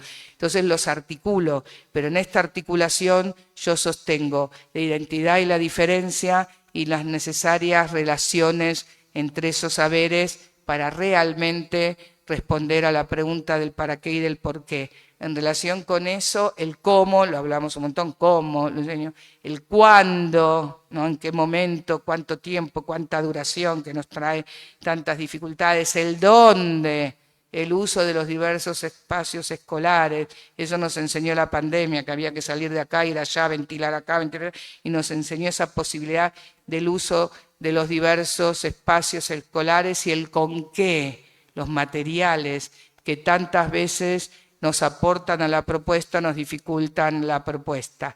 La planificación y la evaluación responden a un enfoque. Cuando yo digo la planificación sigue andariveles fijos, estoy en el enfoque del perro de Pavlov, por decirlo rápidamente. Cuando digo la planificación es un entramado de componentes en función de las metas educativas, es una articulación de propuestas de calidad, es una articulación, un tejido colorido de opciones articuladas, una articulación de opciones que da cuenta del recorrido que quiero desarrollar. Estoy hablando de otro tipo de planificación y el enfoque se plasma en la planificación, en las propuestas de enseñanza, lo estuvimos diciendo, y también en la evaluación, porque si de todo esto presentamos evaluaciones lineales con la crucecita, lo logró a medias, no lo logró, nos ocupa más la acreditación que el proceso, y etcétera, etcétera, también estamos contradiciendo el enfoque educativo. Para apurarme y terminar un poquitito con todo esto, vuelta a esta idea de que tenemos en nuestras manos como educadores en sentido amplio, como escuelas, cambiar el mundo, cambiar la escuela, cambiar el mundo. Tenemos esa fortaleza de poder pensar que nos alejamos de las disputas sin sentido, de las grietas, de las luchas de poder, de ahora deshago esto, ahora hago lo otro, y que cuando miramos el bien común y construimos el entramado, verdaderamente podemos enseñarle a las infancias que hay otro mundo posible, que hay otro modelo posible y las escuelas somos responsables de transmitir esas ideas. Vamos a ir al Power para sintetizar. Ya me perdí en la hora, pero porque muy mal, con la hora vamos muy mal, pero empezamos más tarde. Pero igual tenemos que terminar, porque lo que quiero decirles es que después de sintetizar con el Power, tienen preguntas, tienen espacio para las preguntas y vamos a cerrar con un video. A mí siempre me gusta lo que yo llamo el cierre afectivo, ¿no? Nosotros las que escribimos todos los libros que ahí vi que están vendiendo, están todos ahí vi, decimos que es importante el cierre afectivo. El cierre afectivo para mí tiene que ver con esto de, una vez que trabajamos todo lo que trabajamos, centrarnos en algo que nos conmueva el alma. A mí me conmueve el alma y el corazón la educación y muy especialmente la educación inicial. Y ese cierre afectivo da cuenta de cómo nosotros aunamos la enseñanza con el afecto, entramamos la didáctica con la ética, con el amor profesional al que estábamos haciendo mención. Ahí dice, infancias y educadores, yo te aviso cuando, como sostén de la afectividad, la enseñanza y los aprendizajes, aunamos, no va la enseñanza por un lado, aprendizaje por otro, no son lo mismo, pero se articulan y se complementan, y además con la afectividad por todo lo que estuvimos diciendo. Y ahí viene síntesis. Pueden ir formulando preguntas en silencio. No, porque el bullicio, ¿qué van a decir de YouTube con ese bullicio? Van a decir, no, lo que dice doña Laura está ser interesante, así que no podemos quedar mal. Pero sí vamos haciendo las preguntas de todo lo que planteamos y de lo que va apareciendo acá y ustedes necesiten o quieran retomar. El enfoque educativo y las reflexiones en torno a las propuestas de enseñanza en la actualidad. ¿Vamos bien? ¿Lo estuvimos trabajando? Yo voy a hacer como hacía Pablo, que lo detesto, pero no importa. A la que habla le voy a decir, vamos bien, ¿no? Como hacía, bien lineal. Bien, vamos a la próxima, ¿cierto? Que no la tengo yo acá. Estamos en un aprendizaje compartido, yo hablo y él modifica. ¿Ya está? Avísenme cuando modifico. Bien, esto es algo que me interesó muchísimo. No, ¿dónde estamos? Me falta la anterior. Ahí está, nos frenamos ahí. ¿Por qué me interesó mucho esto? Porque esta es una imagen que no sé si ustedes la vieron, circuló mucho hace unos años, que nos junte la paz y no la guerra. Eran dos amigos, uno de Israel y uno iraní, que eran muy amigos y que vivían cruzando la cuadra, y cuando se declara la guerra se cierra y entonces ellos no se podían ver porque pertenecían a otro país y etcétera. Y entonces había salido un artículo muy interesante. A mí esta foto me conmueve un montón, hoy que hablábamos, Maga, de la Tierra Santa, porque es una muestra aparte del saber de las infancias. Y quien había escribió algo que yo sinteticé acá y tiene que ver con lo que estuvimos viendo de las infancias, que dice: en los niños está la sabiduría, la razón, la amistad y todos los frutos del amor. En ellos las fronteras no existen, los rencores, los odios no crecen en sus corazones y reconocen las fallas como parte del crecimiento humano. En los niños está lo que necesita el mundo, el futuro, el amor y la esperanza. Que el corazón de nuestro niño interno renazca en los corazones de todos los adultos que poblamos esta tierra. Qué mensaje, ¿no? Vamos a la próxima. Aquí están los niños, el nivel educación inicial o preescolar. Esta foto la dejé porque no se ven mucho las caras y esto sintetiza lo que estuvimos diciendo. Implica una educación significativa que integre la enseñanza de contenidos con los aspectos sociales y vinculares, en la cual crecer y aprender con placer sean parte del cotidiano educativo. Y ahí están los niños trabajando en grupo. La mirada sobre lo grupal es muy importante, tanto como el trabajo en equipo de los educadores, tanto como el trabajo en pequeño grupo.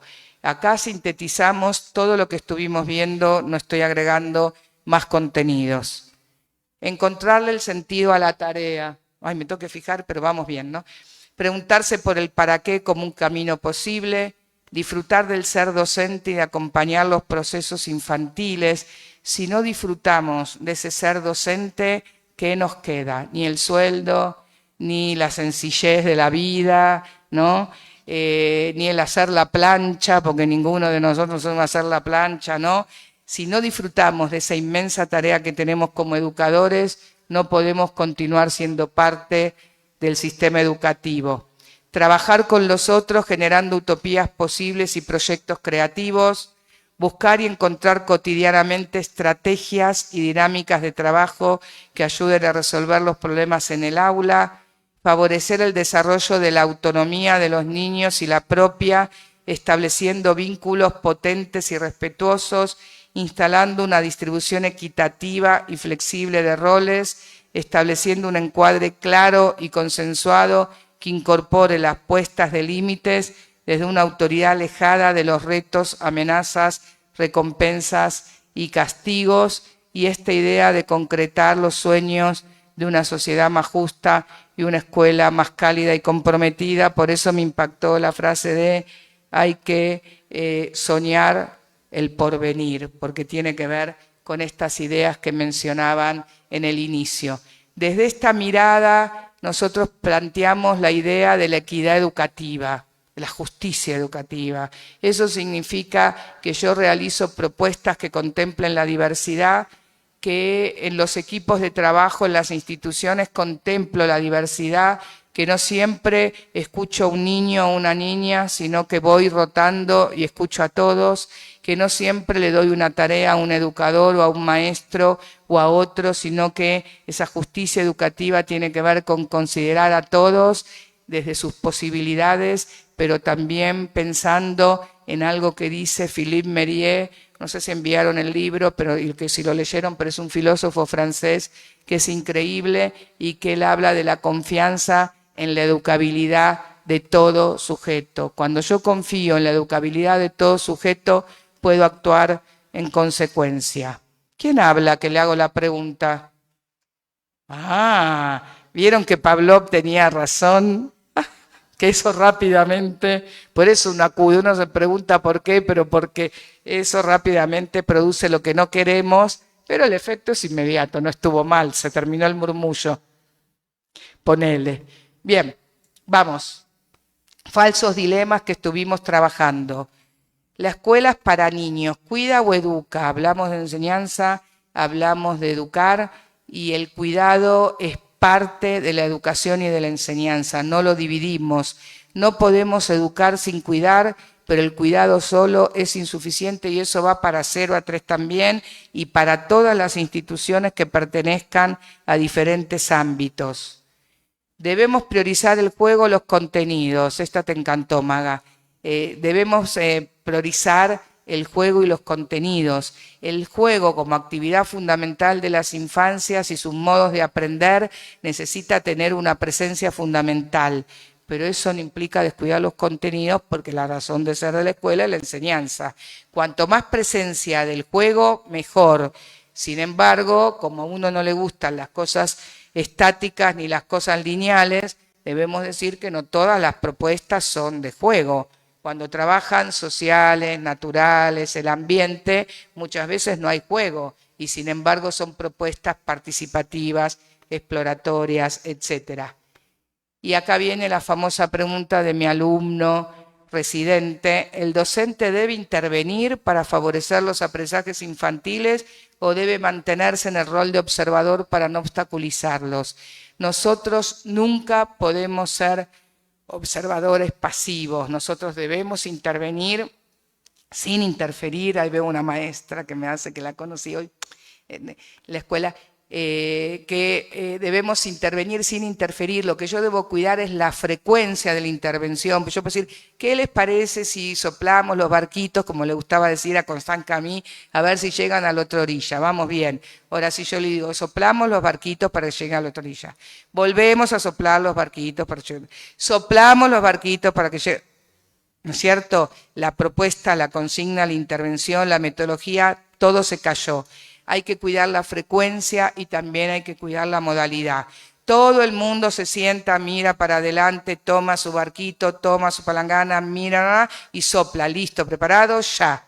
Entonces es lo mismo, ¿no es cierto? Hay que cuidar la modalidad y la frecuencia y eso también es parte del enfoque y eso también se concientiza y se reflexiona a través de la pregunta del para qué.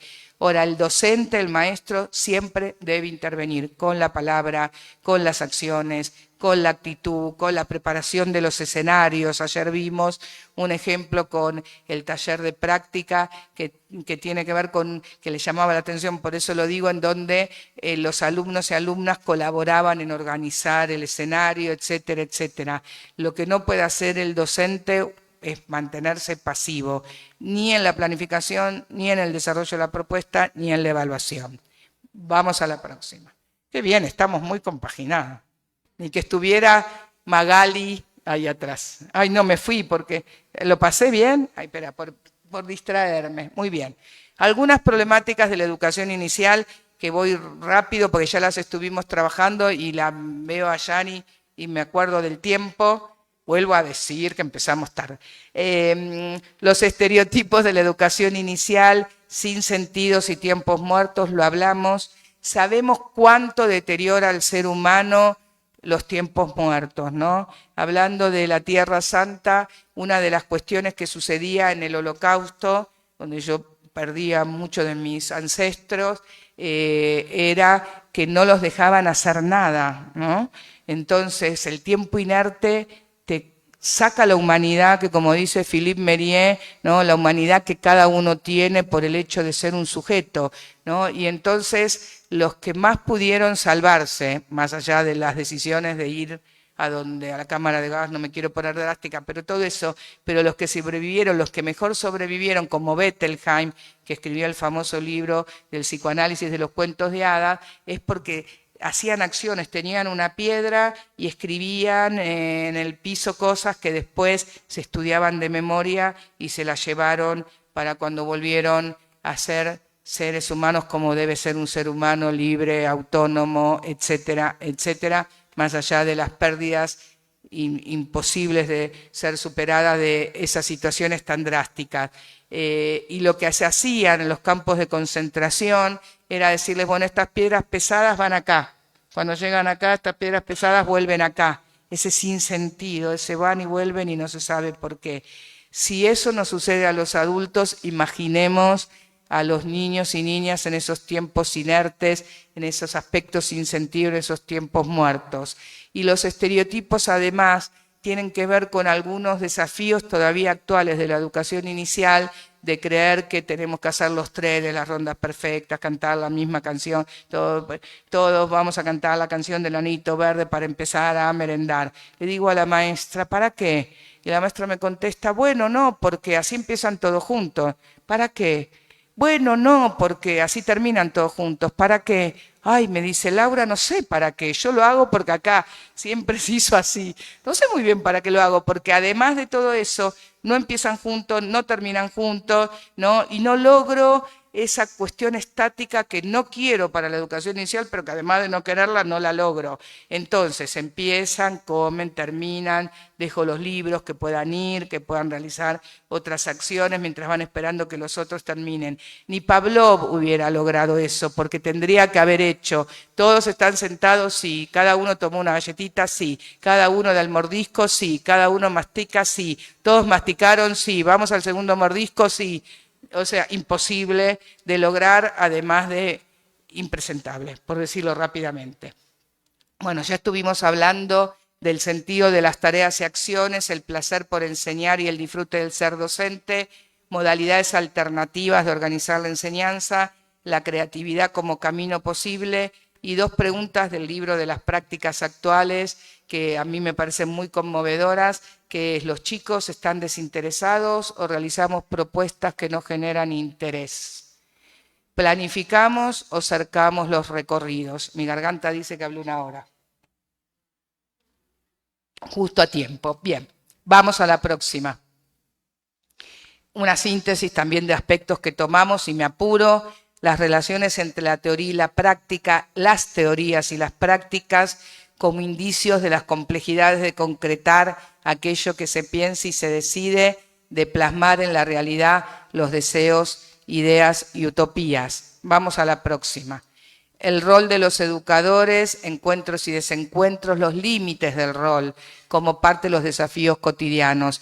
Nosotros tenemos límites, quisiéramos que todos nuestros alumnos puedan y alumnas sean felices, tengan situaciones familiares fortalecedoras. Tenemos límites a nuestro rol, pero tenemos en nuestras manos de que en esos tiempos, espacios escolares, ellos puedan vivenciar aquello que consideramos pertinente. Vínculos entre educadores, lazos con los familiares, relaciones con las infancias, problemáticas de la educación, de la comunicación. Dije de la educación porque en realidad no tomamos mucho lo de comunicación, pero después vemos si hacemos a tiempo. Esta es una de las, vamos a la próxima, viñetas que les decía de Tonucci, El niño llega pensando en todo lo que es, todo lo que quiere hacer, todo lo que le gusta, todos sus intereses, y la maestra le dice hola, guapo, porque bueno, ¿no? Es Italia o es España, y va sumando, ay, tengo uno más, son 25, ¿no? Y acá vamos a lo contrario a esto que se planteaba en la viñeta y esto que estábamos diciendo.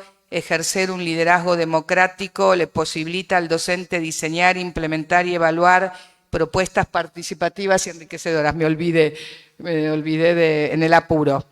El trabajo institucional sustentado en una red solidaria y participativa posibilita la resolución de conflictos y la conformación de grupos de trabajo que sostendrán los desafíos y las metas, posibilitando los logros. Síntesis de lo que estuvimos trabajando. El espacio de la autoridad escolar, lo dijimos, el encuentro didáctico entre las infancias, los saberes y las propuestas con sentidos y las educadores como pilares fundamentales y fundantes. Me apuro, vamos a la próxima. Acá hay una viñeta que vimos ayer un poquito con las chicas, es más de primaria que de inicial, pero es muy simbólica y no voy a contar ejemplos porque no nos da el tiempo, pero es este niño que aprende su oficio de alumnos desde tan pequeño y que en realidad está pensando cómo debe ser en función de lo que cada adulto espera de él, ¿no? Espera que sea así, espera que sea así. Bien. Acá otra viñeta, vamos a la próxima, ¿no? Con unas cajas que uno les da a los niños piensan en tantas cosas, en tanta creatividad. Por eso nosotros dudamos de la cultura del zapping, de la cultura del consumo, de esta idea de tener millones de juguetes comprados y fabricados, porque con unas cajas y un buen educador tenemos millones de opciones fabulosas. Vamos a la próxima. Esta la paso rápido porque no abordamos mucho lo de la familia. Pueden darle una mirada porque me apremia un poquitito el tiempo, bastante me apremia el tiempo. Pero ahí tienen esta idea de no competimos con las familias, nos complementamos. Lo vimos ayer con el profe de sociología y nos lo vimos nosotras, ¿no? Ahí gracias por todo, gracias. Yo las nombro a las chicas porque con las chicas diseñé, pero realmente, Janet, muchísimas gracias. Y todo lo que compartimos ayer en esa cátedra, en esa materia, y vimos esto, acá está para ustedes, la idea del trabajo complementario con las familias. Acá viene otra viñeta, la pasamos rápido. Las viñetas de Tonucci son metafóricamente intensas, bastante crueles a veces, ¿no? Lo que se espera, porque claro, en la escuela el niño va viendo todo lo que tiene que pintar, todo, y después va a la casa y entonces continúa y no está bien trabajado esta mirada complementaria y entonces la madre le dice, pintarrajeaste la pared, y el nene cabizbajo con esa sabiduría dice, ¿pintarrajeaste? Pues yo no estuve pintarrajeando, esto me dijeron en la escuela que era pintar, que era ser creativo, que era producir, etcétera. Bien. Algunas cuestiones más que, si no me apuro todavía, las paso más de largo, pero tenemos un poquitín esta idea. Bueno, lo pueden leer ustedes para que yo no me demore en la lectura mientras retomo esta idea del trabajo, la mirada sobre lo grupal, el trabajo en pequeños grupos, cómo fortalece, porque uno puede coordinar las diferentes instancias que van desarrollando los alumnos y favorecer la autonomía, el intercambio y la autorregulación. Y esa frase que estuvimos diciendo, de algo estamos muy seguros, los niños y niñas no deben padecer largos tiempos de espera que no pueden sostener ni sostenerse. Me apuro, esto lo paso, tiempo, espacio, acciones favorecedoras, lo paso, familias, infancias, lo paso. Me centro un poquito acá, la mirada sobre lo grupal, cómo sostén de las propuestas pedagógicas, cómo favorecer las apropiaciones significativas a través de propuestas que convoquen a la tarea. No necesito, miren qué lindo lo que traje, miren la caja de sorpresa, pasé por la verdulería, el verdulero me dijo, qué lindos alumnos que tenés este regalo manzanas. No, necesito propuestas que convoquen, que atrapen, que atraigan. Y las infancias, porque son infantes, cuando la propuesta es significativa y atrae y atrapa, se sienten atraídos y atrapados si no los tenemos en esas propuestas que implican largos tiempos de espera. Ahí está eso, lo pueden mirar, lo estuve diciendo, así me puedo apurar. Si no hay preguntas, volvemos a alguna otra que me hubiera gustado tomar, que tiene más que ver con esto que ya mencioné igual, del entramado entre lo didáctico y lo afectivo, ¿no? ¿Hay preguntas? No quiero dividir, lo afectivo es acá, conversemos de lo que sentimos, lo didáctico es acá, nadie conversa de nada y vamos a hablar de cuáles son los colores primarios, ¿no? Bien, ¿hay preguntas? ¿Me apuro? Sí, tenemos 2 preguntas. Sí, ahí voy. Sí. Un minuto, porfa. Okay. Esto lo pueden leer ustedes, porque es lo que estuvimos hablando. Esto también. Y si no, vamos a las preguntas porque tengo una diapo de cierre y un cuentito de cierre que me gustaría contar antes del cierre afectivo, sin el que no me voy de acá, pero dijimos que se podría hacer a las 16:10. Escucho las preguntas, nos detenemos ahí entonces. Son 2 preguntas breves, se las leo y usted decide cómo responderlas. De acuerdo a su experiencia, ¿qué recomendaciones nos podría dar para trabajar este vínculo afectivo con la niñez? Esta es una de las preguntas. Bueno, lo estuvimos diciendo un montón. Y Quiero suponer que fue una pregunta anterior a todo lo que hablamos. O tal vez podría reforzar con algún ejemplo. Y la segunda pregunta dice, ¿podría ahondar en el ejemplo que dio sobre el color amarillo? Es que creo que no me quedó muy claro. Bien, sí, porque lo dije muy rápido. ¿Cómo trabajar el vínculo afectivo con las infancias? Lo estuvimos diciendo absolutamente todo el tiempo.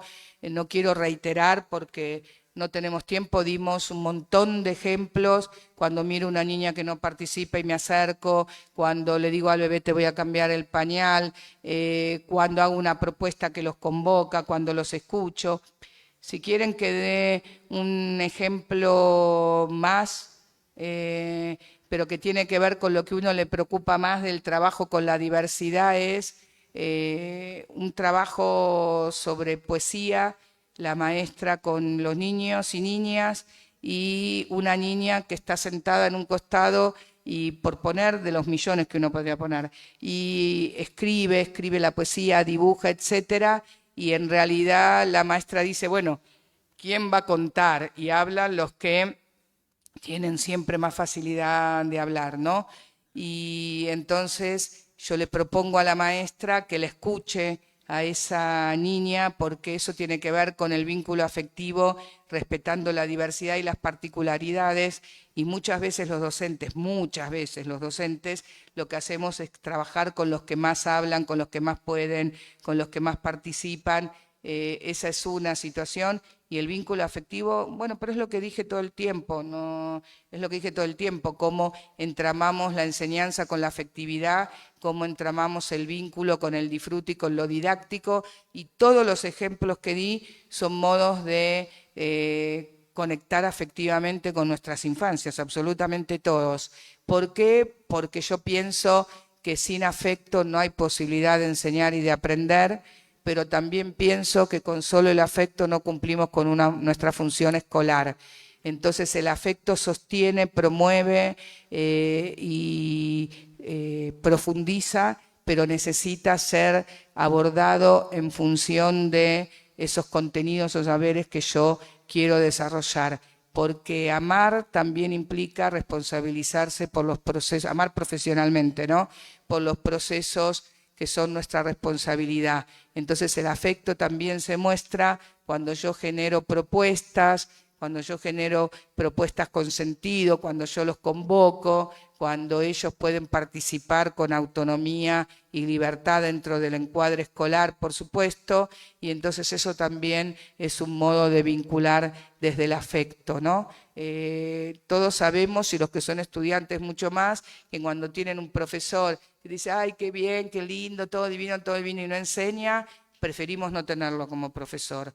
Pero también cuando tenemos un profesor, y eso que son adultos, un profesor que enseña, decís cuánto que sabe, pero por favor que esté lejos, porque ni bien preguntas algo, te mira con cara de mejor callate, ese tampoco lo queremos cerca. Entonces es esta idea de aunar el afecto con la enseñanza y esta responsabilidad educativa que tenemos. El afecto no es suficiente, pero ya estamos en... El afecto no es suficiente, fundamental, pero no es suficiente. No es suficiente. Por el otro lado, lo otro tiene que ver con el enfoque. Cuando nosotros pensamos en este enfoque que ustedes mencionaban y que se mencionaba, ¿no, Diego? De enseñar articuladamente, de enseñar ese entramado, de mirar las diferentes áreas. De hecho, ustedes en la U tienen asignaturas, materias, talleres donde aunan sociales, naturales, con tales otros aspectos y etcétera. Quiere decir que yo no tengo que enseñar lineal, por decirlo rápido, el perro de Pavlov, a ver si podemos llegar al cierre, ¿no? Y cuando yo pienso en eso y no enseño por separado, no enseño los colores por separado y mucho menos por repetición. Ese era el ejemplo del color amarillo, que es uno de los tantísimos ejemplos que podríamos dar. No enseño los colores por separado, no enseño porque repito varias veces, busquemos amarillo, el amarillo, el amarillo, el amarillo, el amarillo. ¿Cómo enseño los colores? Por ejemplo, cuando pintamos con diferentes colores, cuando pueden producir creativamente, cuando van aprendiendo los colores por decir, quiero más amarillo, seño, porque voy a poner más colores en este espacio, ¿no? Y quiero más azul, y mirá lo que pasa cuando mezclo el azul con el amarillo y entonces hizo verde. El niño no sabe que está aprendiendo los colores ni la mezcla de colores, sabe que está siendo creativo, eligiendo y pintando. El maestro sabe muy bien que está enseñando los colores y cuando hace esa propuesta sabe muy bien que se enseña y se aprende mejor cuando es con sentido significativo, cuando es creativo y también sabe muy bien que no se aprende subdividido linealmente, sino de manera entramada. Creo que contesté. ¿Qué? ¿El video directo? Pero qué coerción. Bueno, no sé, bueno, está bien, vamos al video directo. Qué dolor, me quedaron un montón de... No, porque yo tenía un cuentito, un momento. No, porque... No, momento, ya se me fueron así, sí, perdí total autoridad, momento. Porque quería, por lo menos, estoy pensando en lo que me quedó. Pero lo de los educadores ya lo dije. Y déjenme que... Ustedes no lo pasen, déjenme que yo... No, ya está, mira qué bien, me faltaba el de los educadores y nada más. Voy bárbaro. Yo quería, ponele, yo quería tomar un poquito lo de planificación, déjenme decir 2 segundos algo. Nosotros tenemos 3 formatos para organizar las planificaciones didácticas, en el nivel inicial y en todo el sistema. Las unidades didácticas, los proyectos y las secuencias didácticas. Los 3 formatos tienen en su propia esencia esta idea que estuvimos trabajando acerca del conocimiento, el aprendizaje. Ahí está lo de los educadores, gracias. Ahí frenamos un minuto. Que es tal cual lo que yo estuve diciendo. Me gustaría retomar algún término, pero no importa, un segundo.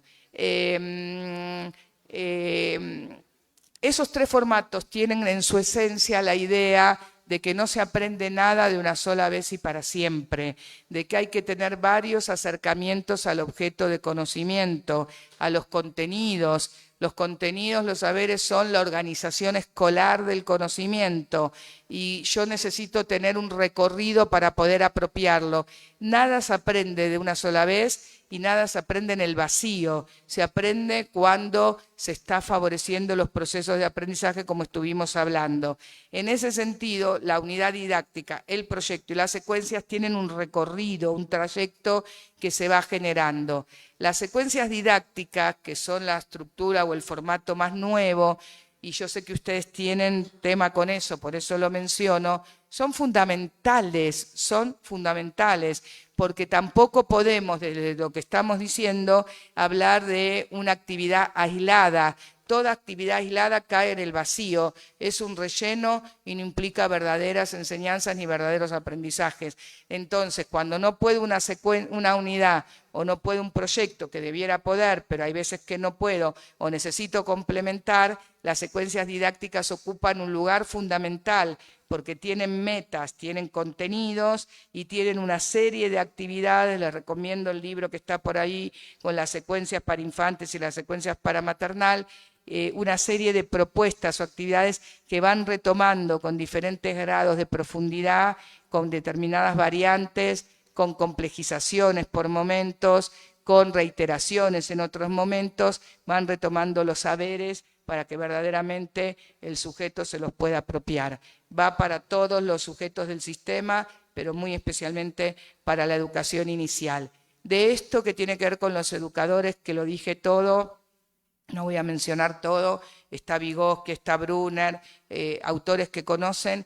Quiero volver a mencionar un minutito a Mériès, porque él habla de la confianza en la educabilidad de todo sujeto. Cuando yo estoy en una sala y veo a una niña sentada, le digo a la maestra, pero ¿por qué está ahí sentada? No, porque recién se incorporó, entonces ella no puede. Entonces yo le digo, ¿cómo que no puede? Entonces me acerco a la niña y le digo, ¿querés que te acompañe para ir a la actividad? Porque tenía 2, si no me hubiera dicho, sí, claro, obvio que quiero, sí, voy, ¿no? Como tenía 2, ¿no? Me hace así, entonces le doy la mano y le digo, vení de mi mano que te voy a acompañar, y la niña se incorpora en la actividad, y todo lo que hacía en la actividad me miraba, ¿no? Porque se dio cuenta que yo estaba confiando en su educabilidad, en sus posibilidades, y actuaba en consecuencia. Entonces me miraba y me saludaba como diciendo, ¿no? Gracias, ¿no? Por eso digo, esa sabiduría de los niños y las niñas. Y en relación con eso, esa confianza en todo lo que puede y la búsqueda de estrategias para lograrlo.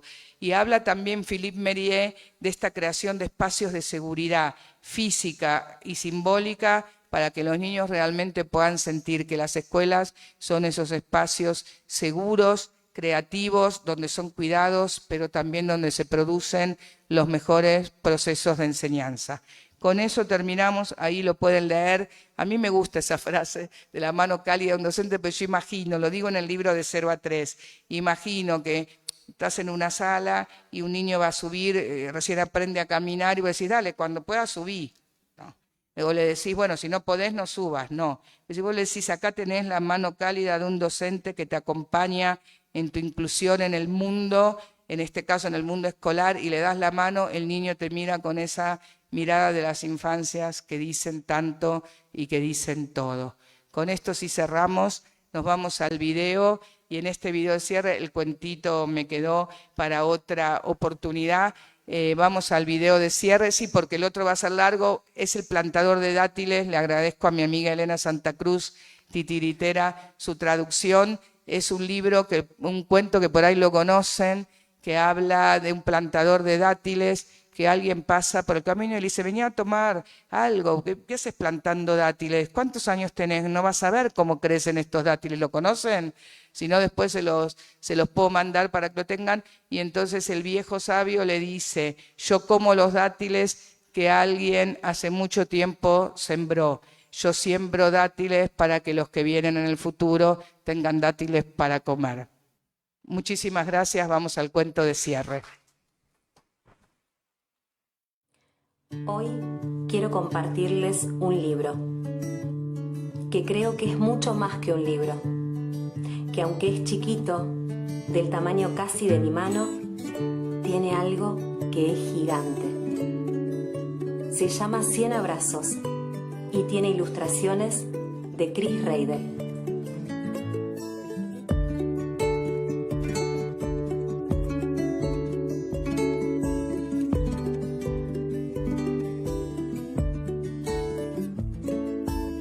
Como una manta abrigada en invierno y té caliente de miel con limón, brisa tibia que endulza por dentro como la caricia de un rayo de sol. Luego de buscar por el cielo y la tierra una medicina me vine a encontrar. Es tan antigua como poderosa, cuando la das la podés encontrar. abrazo te doy, un abrazo me das, cura del corazón, calma el alma y da paz. Un abrazo te doy, un abrazo me das, cura del corazón, calma el alma y da paz.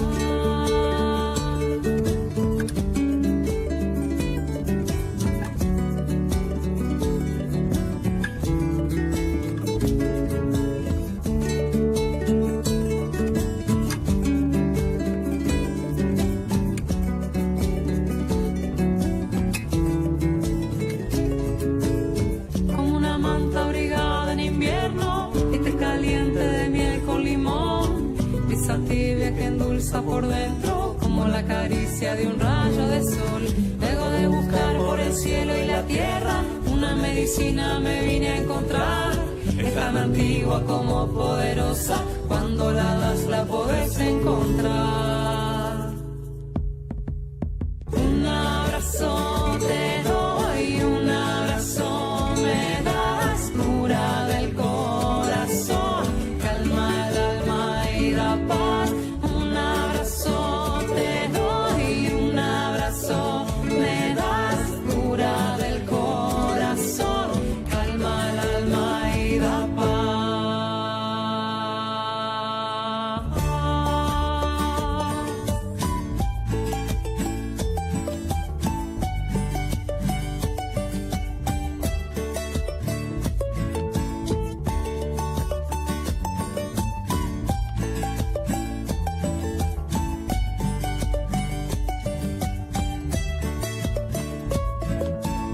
Como una manta abrigada en invierno, y te caliente de miel con limón, brisa tibia que endulza por dentro, como la caricia de un rayo de sol.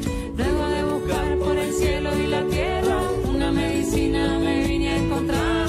Es tan antigua como poderosa, cuando la das la podés encontrar.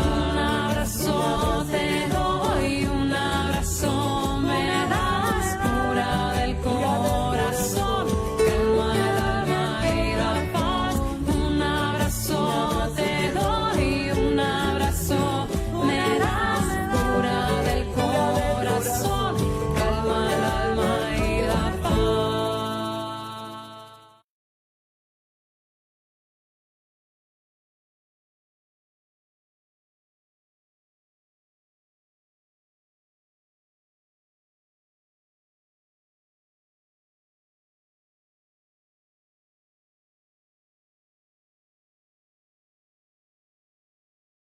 El corazón, calma el alma y da paz. Un abrazo te doy, un abrazo me das, cura del corazón, calma el alma y da paz. Muchísimas gracias. Seguimos viéndonos estos días. Gracias.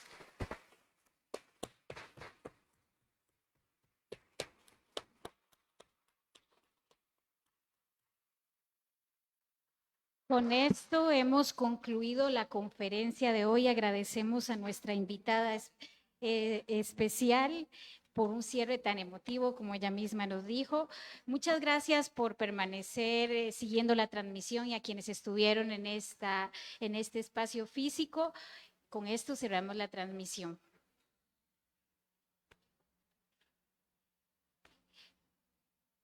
Y a las personas que están en el auditorio.